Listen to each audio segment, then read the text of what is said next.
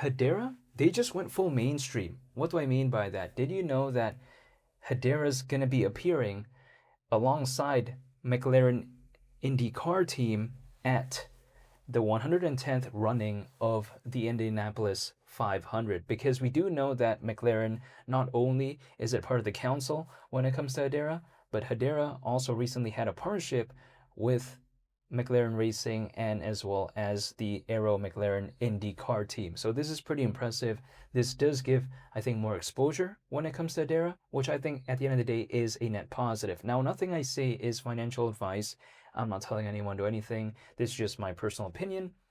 But keep in mind, allegedly, it is somewhat predicted that there's going to be over 300,000 people in attendance when it comes to this event, at least from what I've seen online. Now, only time will tell, but again, apparently the venue can facilitate that many individuals. It can have the capacity, I suppose. So when I take a look at this, this is really impressive. Now, people like to say, well, these cars are going to be going so fast. Like, no one's going to care about Hedera or even notice it. But it's more than that, right? It's more symbolic, and we have to consider later on people on social media watching the clips, watching the highlights and stuff like that. They may notice Hedera later on. So it's a net positive. So for the people out there, they like to say that, oh, Hedera doesn't advertise enough. They don't care about the retail side of things. They're only focused on the institutional side of things. Well, that's actually not true, right? Because we take a look at Hedera and what they did with McLaren, not to mention Hedera, what they did with Karate Combat. So Hedera's doing things. It's not like they don't care about the retail aspect at all. They do. But of course, their main focus, in my opinion, arguably is going to still be towards the enterprise side of things. But this showcases that Hedera, they can pivot, right? They're not like, just stuck in their ways and not caring about, the community. They do care. And I think this right here is really impressive because people oftentimes like McLaren. Not only do they like the cars, but they also like Formula One when it comes to McLaren. They also like the IndyCar team when it comes to McLaren. So Hedera kind of understands that, and they're like, you know what? Not only should we do something when it comes to McLaren, but McLaren is also part of their council. Pretty impressive. Keep in mind, as part of Hedera's governing council, there's even Google. We also take a look at Mondelez. People may be thinking, okay, what is that? But let's consider this. Has anyone heard of the Cliff Bar? Like, Cliff? And also Oreo? Of course, everyone's pretty much heard about Oreo, but they're brands under Mondelez. Really impressive, right? Like, that is just really ridiculous. I mean, no one really thinks about that when it comes to Hedera sometimes, but this is really what's going on, which I think is really impressive. So when it comes to HBAR still being basically slightly under 9 cents, it goes far beyond that. What Hedera is doing goes far beyond random movements on the price charts, because whatever goes on 24 hours, in the next 48 hours, 72 hours, and whatever, that right there doesn't really represent, I think, fully what Hedera is trying to do. If we consider all of this, right, Hedera going mainstream, doing the advertisements, however, also on top of that, we have to consider Hedera Hashgraph, it's just a little bit different than a lot of other of its competitors out there. It really is. Well, why, you may ask? Well, it's because a lot of its competition does use traditional blockchain technology, which is fine. It's been working for many years at this point, and I still think a lot of developers may prefer that as well moving forward.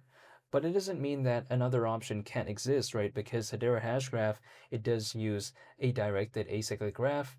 It doesn't utilize, again, traditional blockchain technology. So it's just built different, in my opinion, if I were to even want to put it that way. And we have to consider this as well. Employees of companies in the Fortune 500, top executives at really big enterprises, at times they do watch Formula One. At times they do watch the Indianapolis 500, in which case, if they might even have heard about Hedera before, and for whatever reason they notice it when it comes to Hedera being on McLaren, that right there could be a spark of maybe a partnership, maybe a collaboration, maybe a consideration. We don't know, right? There's a lot of ripple effects here that could happen as a result. But these are sometimes the intangibles. These are sometimes things that we don't really think about, but they could matter later on. It's like, for instance, let's say I'm an executive at a Fortune 500 company, which I'm not, but I'm saying in a pure hypothetical.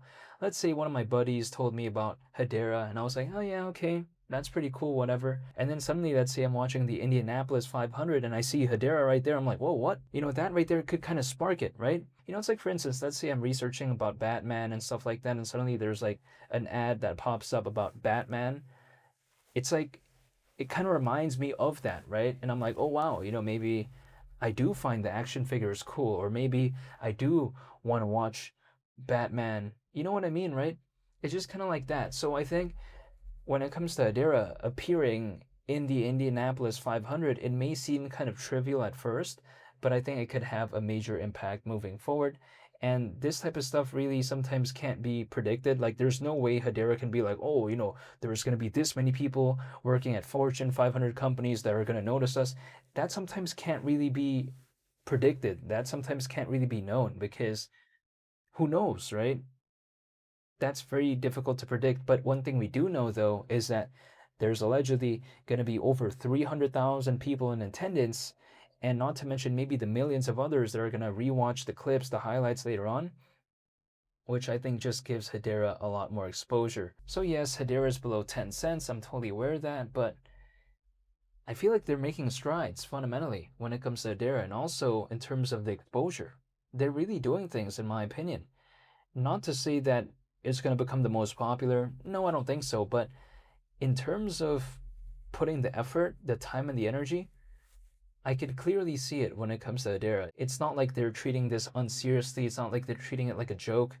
It doesn't seem like that to me. And I like these serious projects. Projects that actually take things a little bit more serious, in my opinion. Usually those are the ones that we see kind of make it through a bear market. Those are the ones that are typically making it through a market downturn because they have actual substance. They have actually something to work for. They actually have something to work on as well.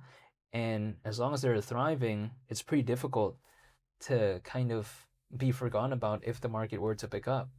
It's like, for instance, if someone is a very hard worker, if they're really caring about what they're doing and they have the right strategy, it's sometimes a little bit difficult to not see any sort of results, I suppose, right? And with HBAR being approximately 4 times lower than where it once was in January of 2025,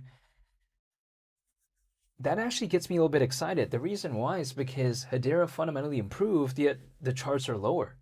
So if it just goes back to that, I'm already, dancing, right? Because even though HBAR going to like around 35 cents from where it is as of right now, like that wouldn't be considered legendary when it comes to HBAR. It just wouldn't. But just because we're so low when it comes to that, again, we're on 4 times lower than that, it's to the point that if it could even just go back to that, it already feels like an altcoin season, even though it wouldn't. But I think if anything, this kind of showcases just how much HBAR's had a pullback. Keep in mind, we saw HBAR hover at around basically slightly under 9 cents back in 2022. So this kind of feels like a throwback. This kind of feels like a little bit of a time machine. I went back in time to around 2022, but we're seeing it as of right now in 2026. Because if I can dollar cost average into HBAR at 2022 levels in 2026, I really have nothing to complain about. That's my perspective because I like the project. I feel like it improved, but if I can dollar cost average at ranges we once saw many years ago, like around 4 years ago at this point, basically, yeah, I have zero complaints and I'm still dollar cost averaging once a month because I like to prepare. I don't like to chase later. By me holding and waiting, if the market were to pick up, it's kind of like me maybe later just kind of not having to chase it, right? It's just kind of naturally going along with the ride as opposed to trying to chase it. But only time will tell. Who knows? It might take years. I mean, there's no way I can know what could happen next when it comes to exactly the timing. But one thing I do know is that what's next for me is that I'm still going to stay patient, dollar cost average, and hold. And that's really about it. I want to say thank you for watching, and I hope you all have a very nice day. It's been Lee the Captain. I'm out. Peace. Bye.